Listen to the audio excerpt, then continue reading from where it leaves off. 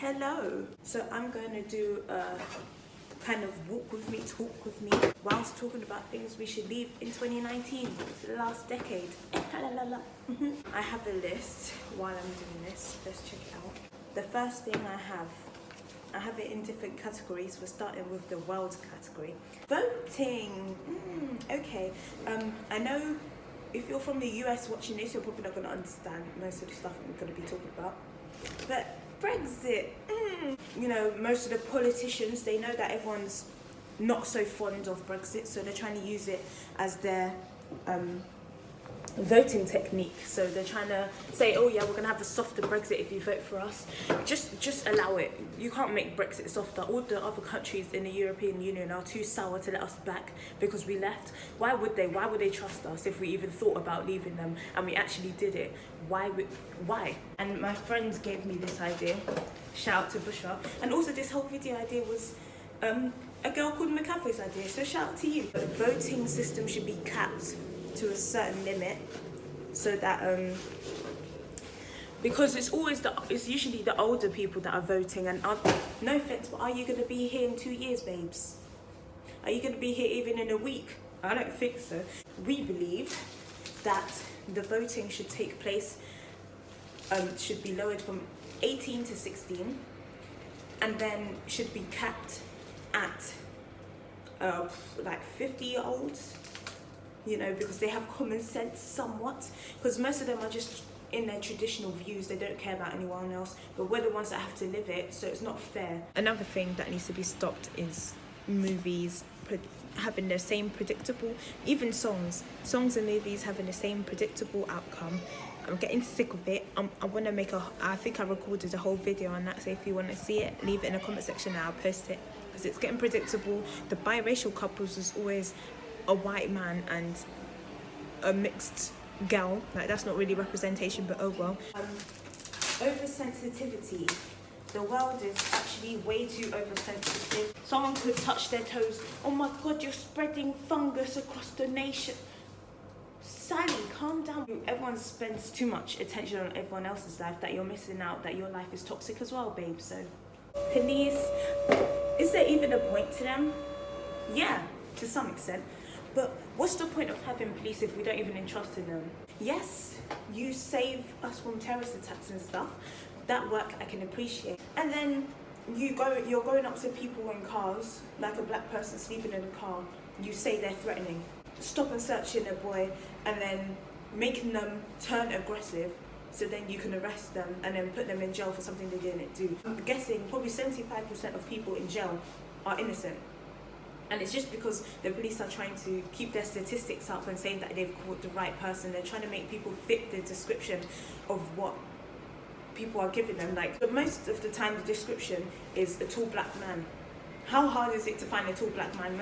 Most people, most men, most boys on the streets are tall black. It's getting on my nerves now, because it's the most corrupt system. You trust them with your life, but then you get taken the piss off and taken advantage of. Okay, I ranted a lot about this subject in this video, so if you want a separate video on it, I'll be happy to do so, because I have a lot to say about gang life and the police force in general. So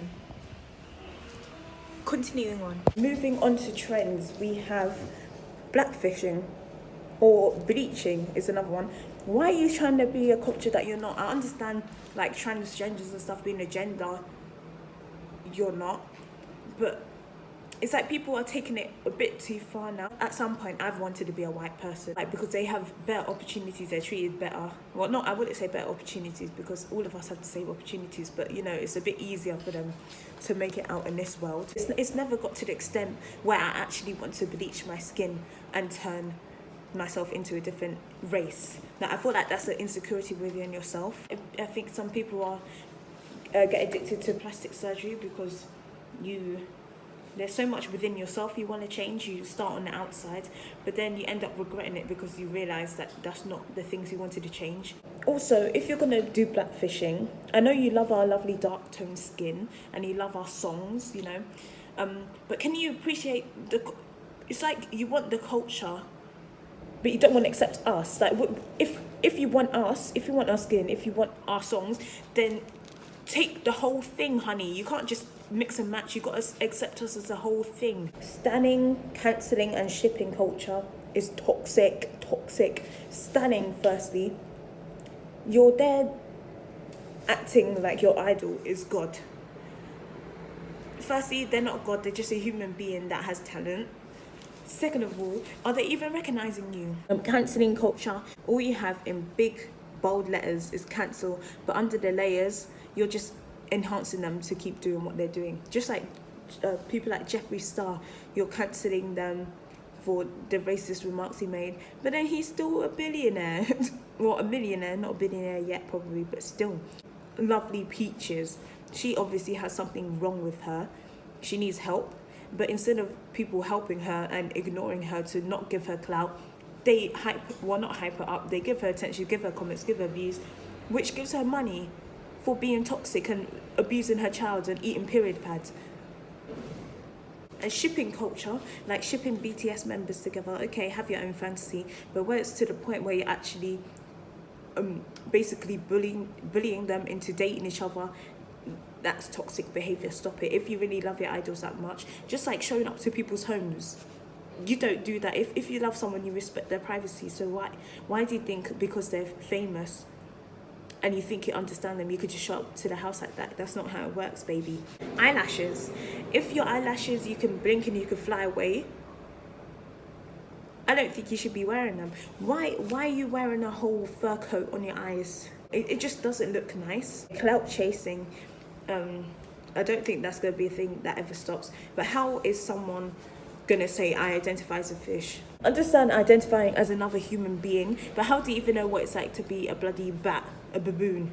How do you know? And then it's not only that you do it in your own private life, you put it out on a TV show, you put it on YouTube, where you know it's going to get views because it's controversial, and then you continue, and then we're the ones that give them clout, so they continue.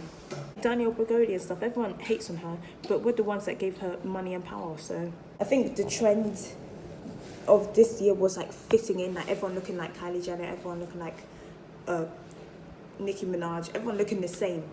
So I think that needs to stop. Like, it's to the point where actually in Kylie Jenner's pictures everyone looks the same and you can't tell which one's the original Kylie. Another thing in the trends category that I want to talk about is the men are trash talk. At some point of our life we have been trash, okay? So the way we've acted to someone, the things we did, the stupid ideas we had, we've been trash. We're all trash because we've been meeting the wrong people, and also what you say you manifest, basically. So if you keep talking about trash men, we're gonna get trash men. Okay, next we have YouTube as a category. YouTubers agreeing to ads to products they don't even understand, or practicing what you preach. You should be testing the things on yourself before you give it to and reading the reviews of them before promoting it out there. Pranks, specifically couple pranks. Why are you pretending that you're dead? That's not even a joke. Why are you pretending that you have a serious disease? Why are you pretending that you're pregnant when it's obviously insensitive to other people? You know it's going to get views, that's why you do it. But I think everyone is so fixated on money that you forget the moral, the moral that a 3-year-old will have, you don't seem to have as a 25-year-old adult. How's that even possible? Fake apologies. If you're not going to do a real authentic apology, why even do one to begin with? It's because you want to get people off your back and they're not sorry for actually doing it, you're sorry for getting caught. And most of the time they just blame it on mental health or something they can't control, when that is not who you are. You don't identify it as a disorder, you are yourself and a disorder comes with you. So stop blaming it on that like you can't control yourself. Animated stories, I can't lie, it's entertaining. I watch them quite a bit, but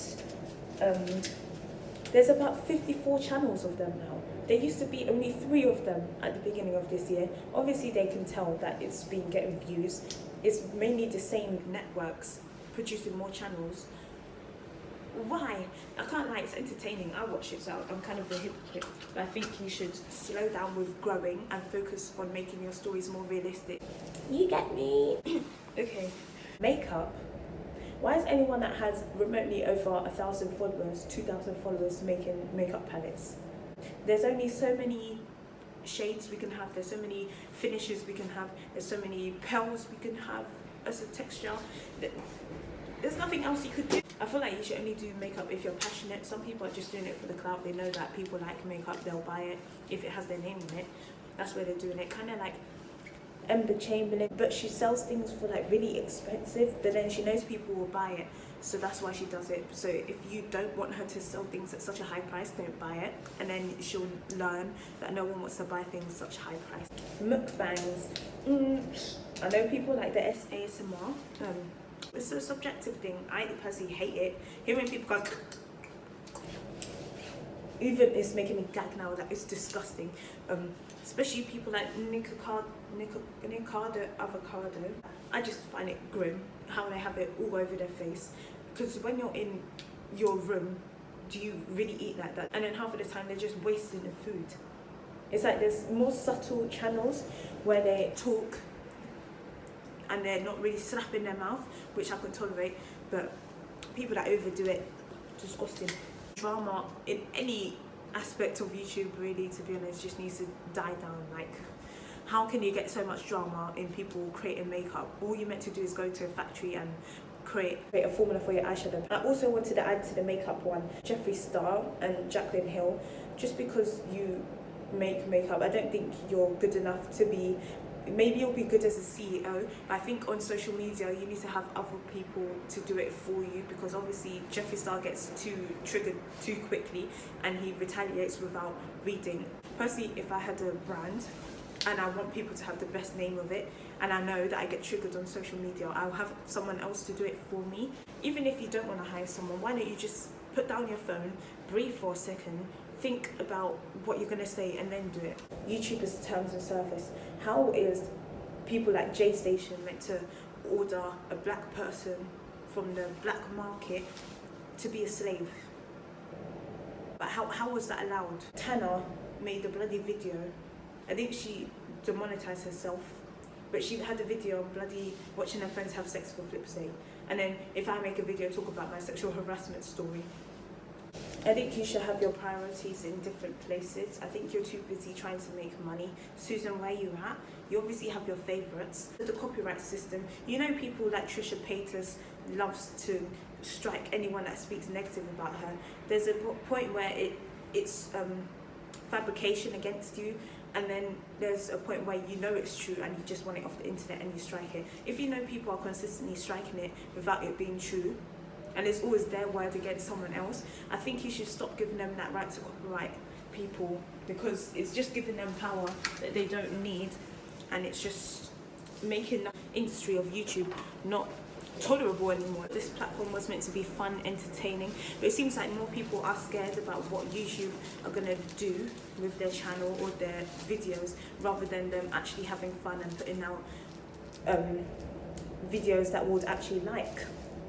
People that need to stay in 2019. I only have a few things, because I feel like people can change and grow. If their personality or their toxic traits are left in 2019, they can come to 2020. If not, never mind, we'll stay in 2019. We won't miss you. Team 10. How many times has Team 10 failed? We had 10. Probably 5 of them left, so it was no longer Team 10, so they should have just left it as that. But no, they kept adding more people leaving, more drama coming out about Jake and the other team members and stuff. There's only like 3 originals there. So why does it still exist? Onision is definitely a challenging being. He puts his input onto things that we don't really care about. I think he's narcissistic. He thinks everyone should listen to him. His own opinion is the only one that matters. No one cares, Jeffree. He's honestly gone insane now. He looks like he's actually frothing by them. J Station, gay potion videos are highly insensitive. I don't know how YouTube keeps those up, but the only people that watch him are 10-year-olds. But then, where are the parents? Because I know there's kids YouTube. Why are parents allowing their children to be on YouTube without supervision? Because you're wondering where they're picking up all this vulgar language from. Austin McBroom has been, basically, he's an egotistical nutcase. He believes everyone should pay. He believes people should start paying for content because it's not easy making videos.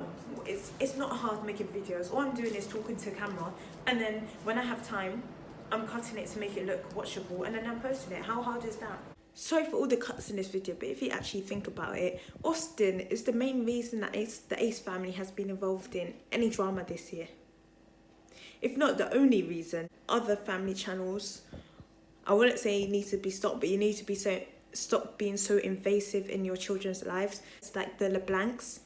Is that what they're called? Oh, they go by another name. I forgot what it was. But they had to stop vlogging because the children just weren't enjoying it anymore. But if you put a camera in your child's face, they're just going to learn to act up. They're not going to know who their true self is. They're not going to be able to live normal. That's why most child stars are bloody mental, insane, because they didn't live their childhood. Even Austin said it himself that it's got to the point where his two daughters know when the camera comes on or when it comes out, they need to start acting. It really does discombobulate me how people in this world actually have the sole intent of having a child, carrying it for 9 months just so that you can birth it out and make money from it. You're meant to look at your child and be like, oh my god, I'll never put them through any stress whatsoever. But that's the first thing you do. Just like Danielle Cohn's mum, con artist.